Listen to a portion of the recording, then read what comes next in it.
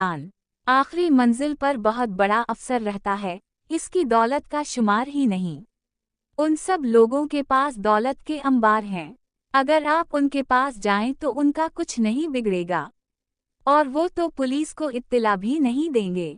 जब 15-20 दिनों के बाद उस्ताद वापस घर पहुंचे तो देखा मेज पर एक बड़ा बैग रखा था।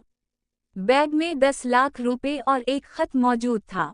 मुहतरम उस्ताद जी, आपकी रहनुमाई और तालीम का बहुत शुक्रिया। मैंने आपके मशवरे पर अमल किया और मेरा मिशन कामयाब हो गया।